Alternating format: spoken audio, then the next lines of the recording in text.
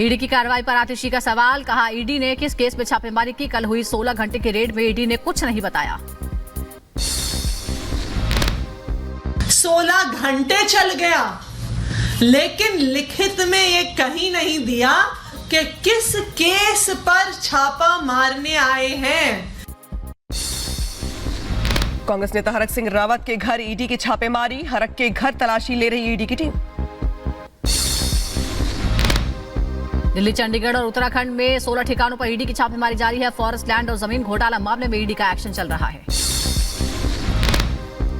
बेंगलुरु के कई जगहों पर आईटी की छापेमारी, निजी कंपनी और व्यापारिक प्रतिष्ठानों पर आईटी की टीम की रेड। दिल्ली दौरे पर टीडीपी प्रमुख चंद्रबाबू नायडू, बीजेपी के बड़े नेताओं से कर सकते हैं मुलाकात। आंध्र प्रदेश में चुनाव से पहले मुलाकात मानी जा रही है अहम।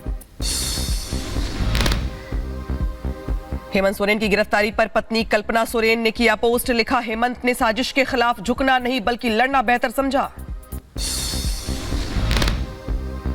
आज खत्म हो रही है हेमंत सोरेन की रिमांड, कोर्ट से रिमांड बढ़ाने की मांग कर सकती है ईडी।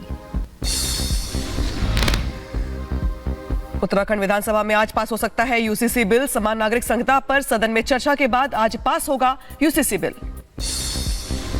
उत्तराखंड पर टिकी है पूरे देश की नजरें, यूसीसी लागू करने वाला पहला राज्य होगा उत्तराखंड।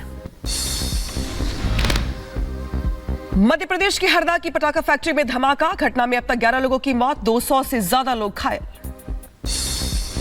मध्य प्रदेश के हरदा कांड में पुलिस ने राजेश अग्रवाल समेत 2 लोगों को गिरफ्तार किया है। रफीक खान नाम का एक आरोपी हिरासत में, पटाखा फैक्ट्री का मालिक है राजेश अग्रवाल। हरदा धमाके में रेस्क्यू ऑपरेशन जारी, हादसे में अब तक 11 लोगों की मौत, रेस्क्यू ऑपरेशन की तस्वीर सामने आई। मध्य प्रदेश की हरदा में पटाखा फैक्ट्री में विस्फोट मामले में धमाके से कई घरों को नुकसान हुआ है। मौके पर एनडीआरएफ और एसडीआरएफ की टीम आग बुझाने में जुटी। मध्य प्रदेश में पटाखा फैक्ट्री में हुए विस्फोट के बाद एक्शन मोड में जिला प्रशासन, छतरपुर में कलेक्टर की अगुवाई में किया गया निरीक्षण। जम्मू कश्मीर के पुंछ और राजौरी में इंटरनेट सेवाओं पर रोक लगा दी गई है। कानून व्यवस्था को नियंत्रित करने के लिए लिया गया है फैसला। राजस्थान के अलवर में हनी ट्रैप मामले में पुलिस के हाथ लगी बड़ी सफलता, 3 महिलाओं समेत 4 लोगों को किया गया गिरफ्तार। यूपी के अंबेडकर नगर में अवैध अतिक्रमण के खिलाफ कार्रवाई, प्रशासन ने सरकारी जमीन को कराया कब्जा मुक्त। यूपी के सीतापुर में विकास भवन में महसूस हुए भूकंप के झटके, भूकंप के बाद एनडीआरएफ के अधिकारियों ने मॉक ड्रिल लिया। गुजरात के जामनगर में बोरवेल में गिरा बच्चा, प्रशासन की टीम ने रेस्क्यू करके बच्चे को सुरक्षित निकाला। चिली के जंगल में लगी भीषण आग के बाद जानवरों का रेस्क्यू, पशु चिकित्सक ने घायल जानवरों को इलाज किया। हेलीकॉप्टर हादसे की जांच रुचि एजेंसियों ने दौरा किया है। साइबेरियाई झील के पास क्रैश हुआ था हेलीकॉप्टर। गाजा पट्टी में इजरायली सेना का ऑपरेशन, आतंकियों के ठिकानों पर ताबड़तोड़ छापेमारी।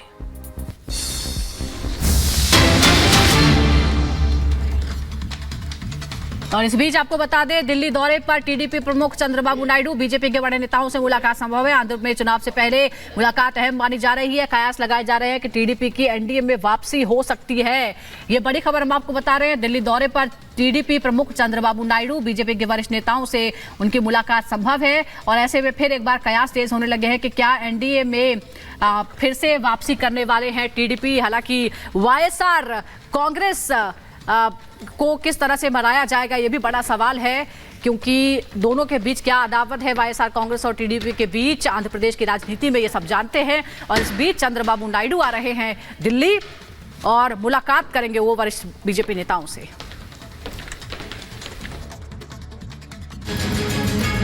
लोकसभा चुनाव करीब है और सियासी पार्टियां अपना पक्ष मजबूत करने की कवायद में जुटी हैं। इंडी गठबंधन हो या बीजेपी नेतृत्व वाली एनडीए,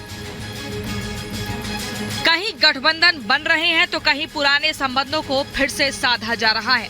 तेलुगु देशम पार्टी के अध्यक्ष चंद्रबाबू नायडू आज दिल्ली पहुंच रहे हैं।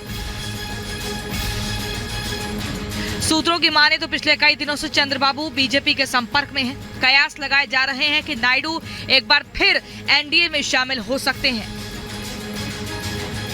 बीजेपी पहले ही पवन कल्याण की पार्टी से गठबंधन कर चुकी है।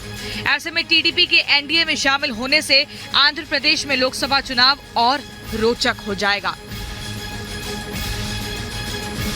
चंद्रबाबू नायडू का दिल्ली आना इस बात का इशारा भी माना जा रहा है कि आगामी चुनाव में सीट शेयरिंग का गणित भी सुलझा लिया जाएगा। Bureau report, Republic Bharat.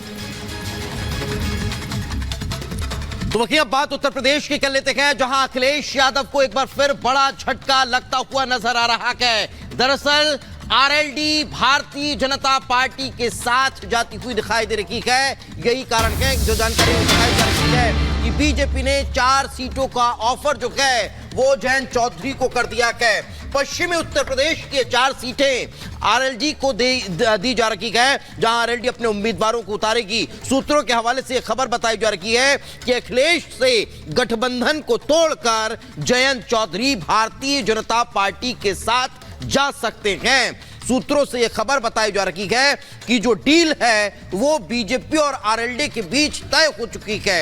NDA में जाने के जो संकेत पहले मिल रहे थे, अब उन संकेतों में थोड़ा थोड़ा सुधार होता दिखाई दे रहा है और तय माना जा रहा है कि जयंत चौधरी बीजेपी के साथ एनडीए के साथ जा रहे हैं।